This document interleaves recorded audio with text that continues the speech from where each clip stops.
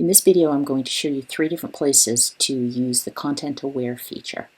In the first one, I've got the lasso tool selected, and I'm going to draw around an area of my image that has a shadow that I'd like to get rid of. So with that selection made, I'm going to the Edit drop-down menu, and I'm going to click on Fill, and I've got my Fill Content set to Content Aware. I'm going to select OK, and so that area is now filled in with pixels that Photoshop selected from its surroundings.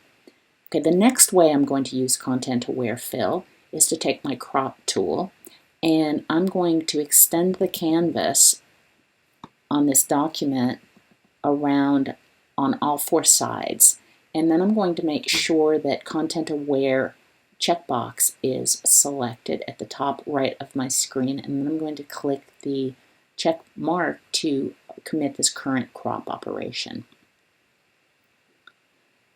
So the crop tool has now not only extended the canvas, but it's filled in with its best guess of the surrounding pixels. So it did a pretty good job pretty much all the way around except for this lower right hand corner.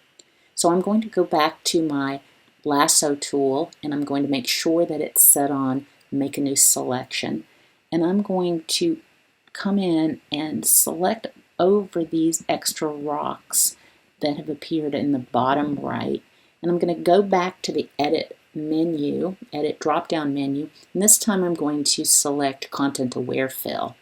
This is going to put us into the Content Aware Fill panel, where I can decide which pixels to use, or I can select the auto feature for Photoshop to select the pixels it's going to use to heal this bottom right area of my screen. So I'm going to select auto just to see what I get, and I'm going to look in the preview window, and actually that did pretty well. So I like that, and so I could accept this, and I'm going to do that, and I'm going to work on a couple of other areas that don't look really good, but I'm going to go ahead and apply this. So I'm going to apply this now, and then I'm going to go pick another selection, and I'm going to go return to the lasso tool with L on my keyboard, and I'm going to take these little rocks that look to have been repeated, and I've got the auto selection, and I'm looking to see how my selection went, and it's okay, but I'm not that fond of it. So this time I think I'm going to switch over to making a custom selection, and I need my brush for that, so I'm going to go up to the upper left and take my sampling brush, and I'm going to decide which the pixels that I want to use in this area. And I think I want just some of the smoother water, and so I've reduced the size of my brush a little bit, and I'm going to brush over this water and look and see in the preview window how that looks. And that's not bad at all, so I really kind of like that. I'm going to now go back to my lasso tool. After I apply this heal, I'm going to go back to my lasso tool with L on my keyboard, and I'm going to work on this whole part of the selection and say that actually looks pretty good.